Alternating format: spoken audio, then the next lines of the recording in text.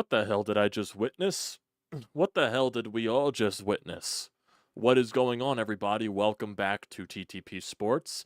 And in the start of basically the final stretch of the season, the start of this huge stretch against the New York Mets to basically settle the National League East Division, and you get absolutely ran out of your own ballpark in Game 1. In Game 1.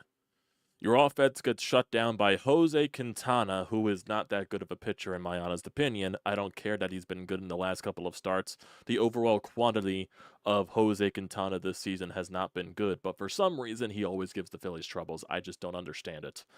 Aaron Nola, he was no-hitting the Mets through 5 innings, and then, poof, all of a sudden gone. 2 3-run shots in 1 inning. That's a joke. And honestly, you could have telltaled from the first inning when he retires the first 2 batters, the easiest peasiest thing in the world on very few pitches, and then he struggles to get the next out. He walks a couple of batters, allows a couple of base runners, struggling with the command, struggling with the strike zone. So was it a telltale that something bad was going to happen with Aaron Nola tonight at some point? I guess you could say it was written in stone there with that first inning. But your offense can't go down that badly to Quintana. It also, give Aaron Nola run support to start the game. But then also, Aaron Nola just can't fucking have a choke job that fucking badly to allow 2 3-run shots in 1 inning. The Alvarez and who else hit the other 3-run shot? Was it Nimmo? Yeah, I believe it was Brandon Nimmo. That just can't happen. That can't happen at all. And that was the first time Aaron Nola has ever done that in his career. Allowed 2 3-run shots. Not sure if it was in the same game or the same inning, but it was basically something like that. That was the first time Aaron Nola has ever done that in his career. And of course, the game where you get a resemblance of healthiness in your lineup with JT back and all that. Bohm can be activated during this series. I don't know when that's going to happen. He did take fielding drills today. He's fine in the field, according to all the sources. It's just right now taking swings is still what's giving him a little bit of uncomfortableness with that hand injury. So we'll see where that goes as the days go along. Lazar basically had to chug like 50 innings in this ball game to save the bullpen. So you basically know he's going to get sent down when Allard gets called up for tomorrow's start. So that's basically where that is at this point. Yeah, brutal start. Brutal start to this 3-game series against your division rival that is fighting for you with the division at this point. Now, after this loss, they're 7 games back of you. And I know now that's glaring in the Phillies' heads that, oh, God, they're actually going to do this. Are they going to do this? Are they going to actually choke the division and all that crap? Not saying that. I'm not saying that whatsoever. But the Mets kind of made a statement, I would say, in this game that they're not going to go down lightly. And they're confident as hell. They've been playing very good baseball for a while at this point. They've been smacking teams. They've been going on long winning streaks. They've been playing like a team. They're not playing like, your typical LOL Mets type of fashion. They've been playing like a well-versed team at this point. And that goes basically with the revitalization of Francisco Lindor, basically putting on an MVP campaign in the second half of the season. Who else that's been really revitalizing them? Mark Vientos, when starting to see he's been a really spark plug for this team. Who else in their lineup? Iglesias has been a big spark plug for them as well. Nimmo and Alonso have not been playing well lately, but, Jesse Winker has been a good addition to this team. Francisco Alvarez is always that, guy that's a thorn in the side of you because he'll always have a big home run in him at, the worst possible time against certain teams, and that's the way. And their pitching's been good, and their bullpen's been good. So they've been a very versed team for a very long time at this point for the past few months, and that's why they're in this position. Fighting for a wild card spot / trying to fight whatever their chances at getting back into this division. The Phillies can't let that happen. Now, I don't think they're going to let that happen whatsoever. I'm putting that out there right now. I don't think it's what's going to happen. And, Mets fans talking about, oh my God, revenge of 2007 and all that stuff. No, I don't think that's going to happen. I'm putting that out there right now. I'm pissed off that this is the way you start the series, getting absolutely shit smacked. Aaron Nola, what the fuck was that? Ridiculous, absolutely ridiculous. 4 innings, you didn't allow a single hit, single earned run, you struck out 6, you walked 2, but then as soon as that 6th inning starts, and we'll get to that 6th inning right here, 2 leadoff singles right there, so that breaks up the no-hitter singles by Taylor and Iglesias, and then Francisco Alvarez goes fishing for a ball that was really on the inside part of the strike zone, and he sends that off the foul pole. It's a 3-0 game. And then Lindor singles, Vientos singles, then Nimmo gets a ball that barely goes over the wall. All of a sudden it's 6-0. Like, what the fuck? Like, what the fuck? Come on, man. Like, come on. That just can't happen. That just can't happen, especially when your offense is still trying to figure it out here today against Quintana, which is embarrassing in its own self, in my honest opinion. Even though in the first few innings for the Phillies offense, they had a lot of hard barrels off the bat, and I believe someone said in the first 2 or 3 innings, they had an expected batting average of like 380-something, and they just weren't getting the luck going their way. So take that for whatever it's worth. It didn't result in anything. So, like I said, take it with a grain of salt. It just can't happen. You had 4 hits in total on the night. You lose 11-3. Brandon Marsh gets a 3-run jack in garbage time. Then you all and of course, when it's 10-0 Mets, you have to use a position player on the mound. I believe it was Cody Clemens pitching, if I'm not entirely mistaken. Yeah, he allows a home run. Lazar, I believe he allowed a 3-run shot to Bader, so the Mets had 3-run shots in this game. So yeah, the long ball was in the big favor of the Mets tonight, but you just cannot do that. Cannot do that at all. That is just embarrassing stuff, especially when you're trying to close out a division. That is the major problem right there. Also, what else isn't good for you tonight? The Braves are actually, even though it's good and bad at the same time, the Braves are beating the Dodgers as well, 5-2. You know what I mean? It's just incredibly crazy. It just is. It's not a good thing whatsoever. Unless you want to go completely out of the way to a completely different sport. Philadelphia here, because, I have to do this because it's insanely hilarious. But Flyers rookies, they played the Rangers rookies. Matvei Michkov scored his first goal in a Flyers uniform. Granted, it's preseason training camp, all that stuff at the rookie game. But still, fucking Matvei Michkov is here, and he is real. Deal with it. That was fun. Was it the prettiest goal? I would say it was a pretty goal. He went around the goaltender, got a pass back door behind the net, waits for the goaltender to come out a little bit, squeezes it, like basically tucks it under his pad and by the post. It was a beautiful goal. It was a beautiful goal if you didn't go and see it out there for Matvei Michkov. But, wait for Matvei Michkov, this game was just fucking dreadful. That is the bottom line right there.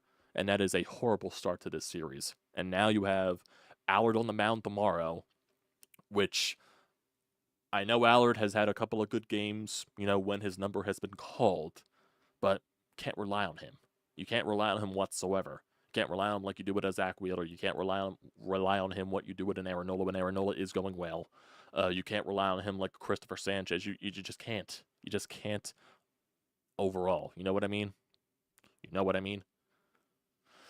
That's annoying. That's annoying. So you need the offense to hit Luis Severino tomorrow, even though Luis Severino has been very, very good, especially lately.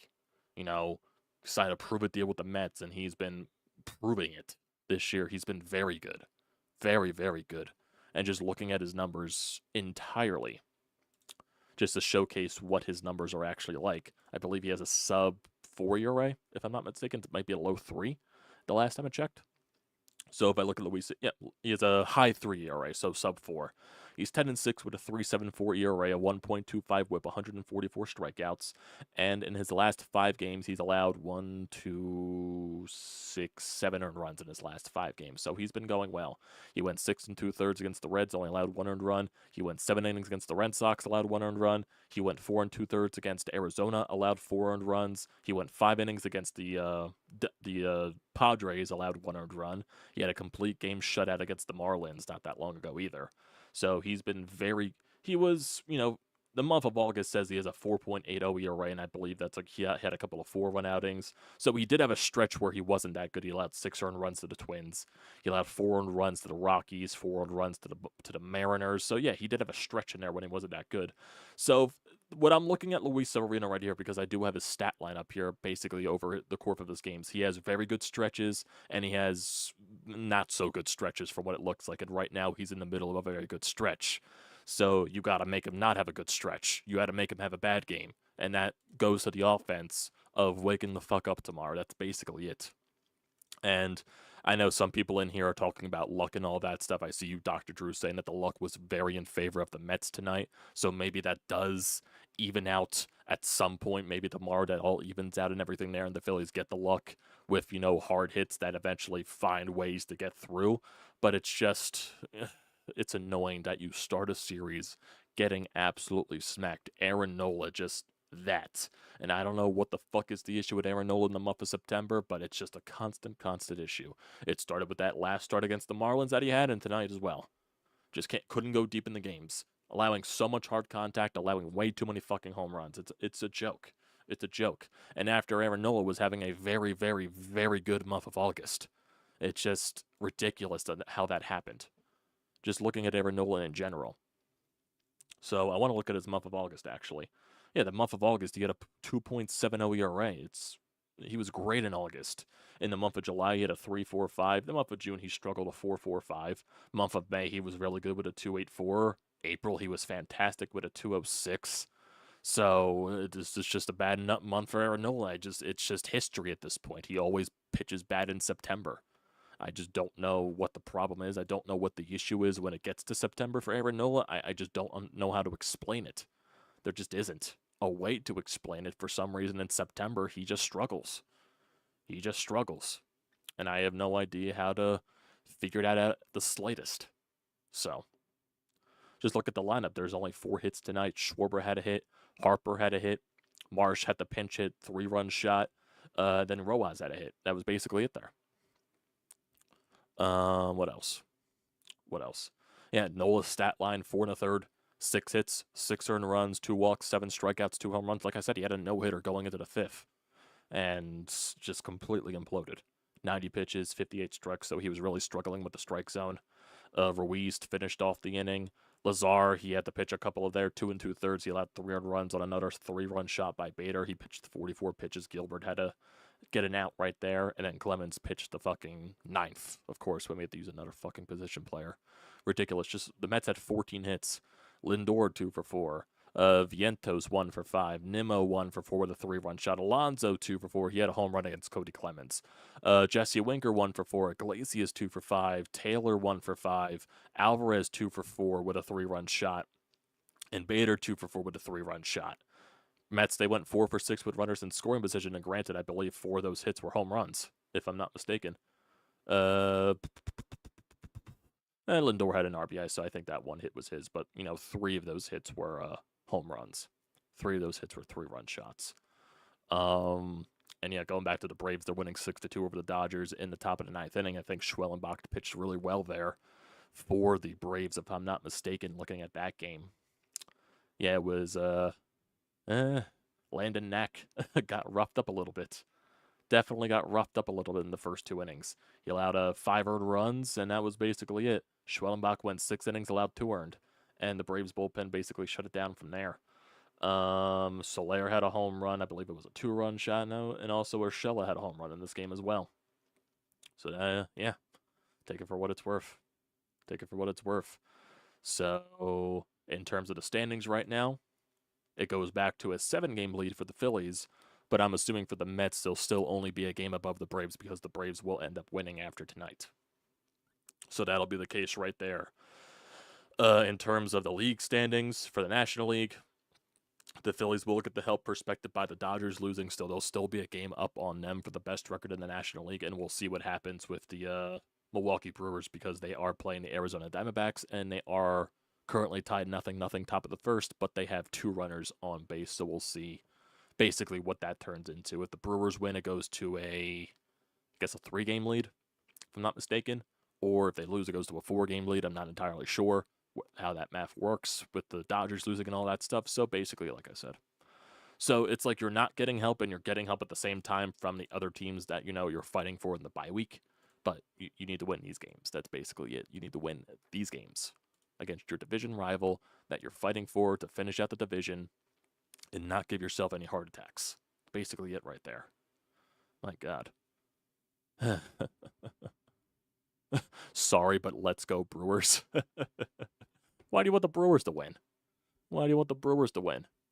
Is it because of the Diamondbacks and you're fighting for something or something like that with a wild card? Is that what you're looking for? Okay, yeah, I can see. Yeah, let's go Brewers because you're a game and a half back for the top wild card spot. I could see that's why you're talking about that, Dr. Drew. Man. Crazy stuff, boys. Crazy stuff. Not a fan of this game whatsoever. But we'll see what happens tomorrow.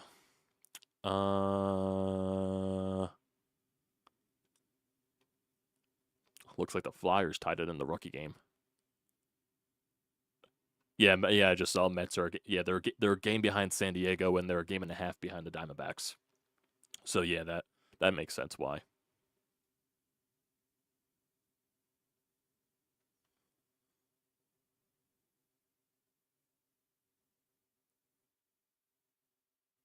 What else? What else?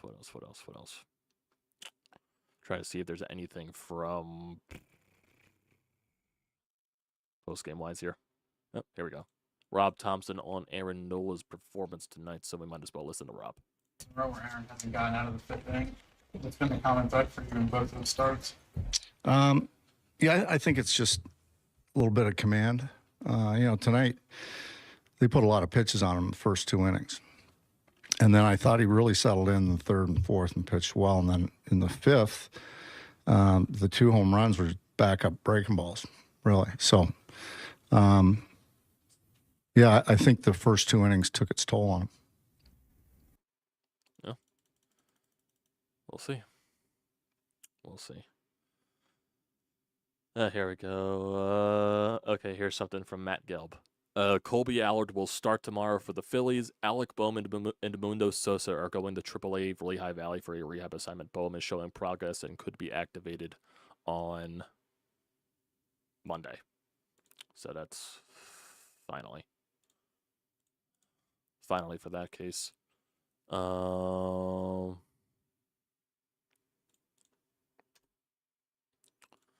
at least that's good news in that department for the love of God. Getting some healthy guys back. Nope, not really seeing anything else in terms of post game. So yeah, that's basically on that point. We do have a voicemail here on the Anytime Hotline, so we're gonna get to that. It is from Sean. So let's see what Sean has to say. I'm sure he is not happy because I know he always talks about the Jose Quintana destroys the Phillies. So we'll see. Well, Amadeo, all I can say is thank God Mitch Koff scored because that's the only bright light on Philadelphia sports today. That is correct. What a wretched performance by the Phillies. I mean, you knew the longer that game stayed tied that Aaron Nola was going to do Aaron Nola things and implode. But, I'm used to it with Aaron Nola. But, again, the hitting, I mean, how many times has this team faced Jose Quintana? Does anybody, Kevin Long included, make any kind of adjustment when you face this pitcher? This guy is garbage. He is an average major league pitcher who time and again takes the mound against the Philadelphia Phillies and dominates us. I mean, where again are the adjustments at the plate? There are none. It's the heave and hope, swing hard, hope you hit it offense. And that's what worries me come postseason time. The Phillies love guys that throw 98 to 100 miles an hour that come right at them. But the guys that can change speeds, throw a little hard, take a little off, mix and match, they're the ones that eat this type of lineup up. Again, wretched, inexcusable performance by the offense at home. To be shut out by Jose Quintana is criminal. Disgusting. Yeah. It pretty much summed it up there. Yeah, really not much there. And when you were talking there, I just put up looked up Jose Quintana's stats against the Phillies.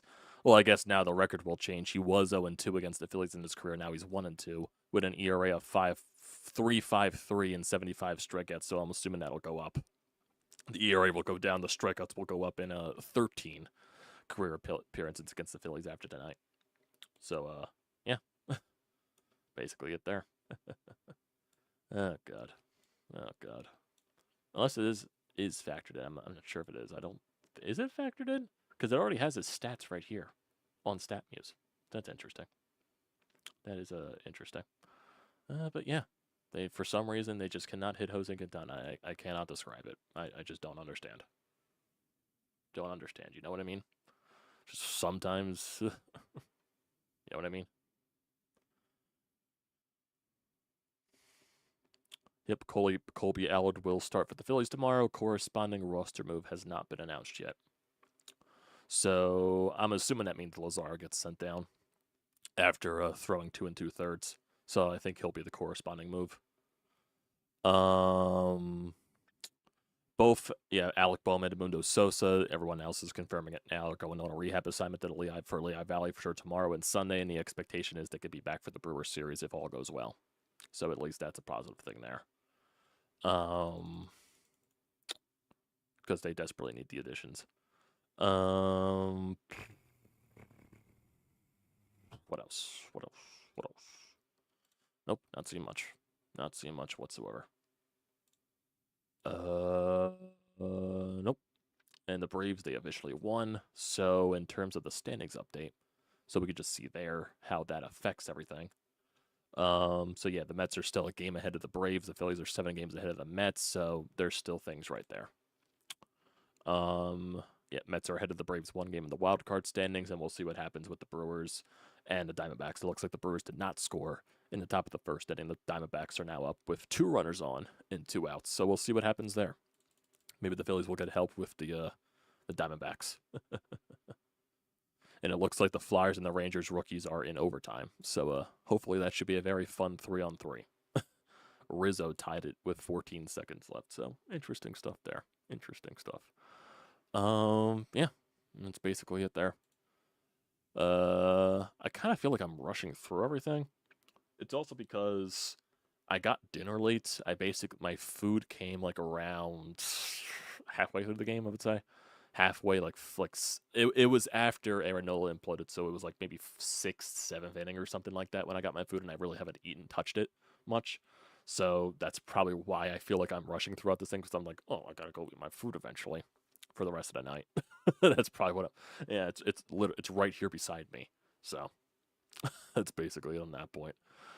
But yeah, just very, very, very, very, very, very ugly. That's all I can say. Colby Allard, can he be our savior? Hopefully. Hopefully. Because whoever pitches in that 5th spot of the rotation, nearly.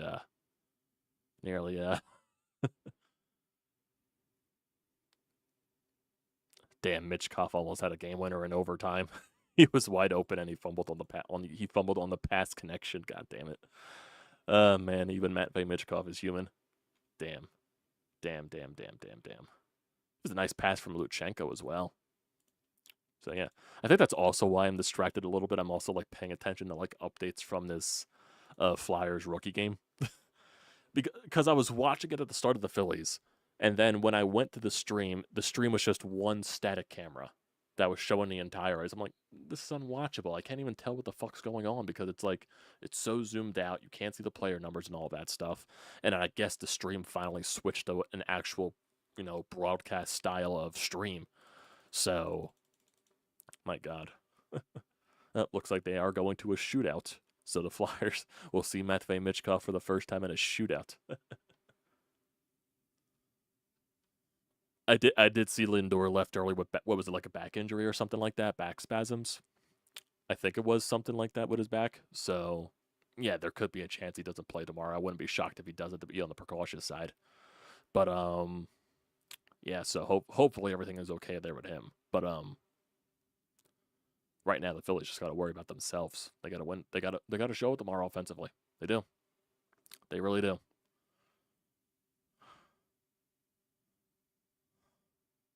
Gotta stay ahead of the stinking Braves. Sometimes I always forget I have Mets fans as subscriptions here. But usually the Mets people that are in my subscription feed are always good. So I appreciate you guys for not being trolls.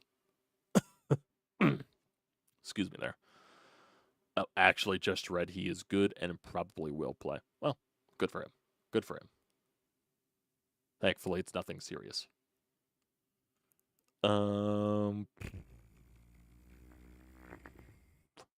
Crazy how tight the wild card race is and how tight the race is for the #1 seed. Yeah, it definitely is tight.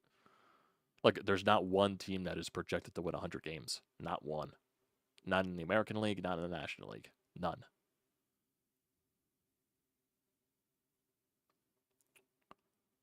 It'll be nice to get our RBI machine back. Yeah, hopefully this time off for Bohm, like, reset him a little bit. Hopefully it'll do him some good in terms of that.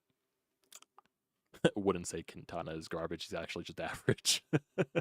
I think Sean's just really mad about always struggling against Quintana.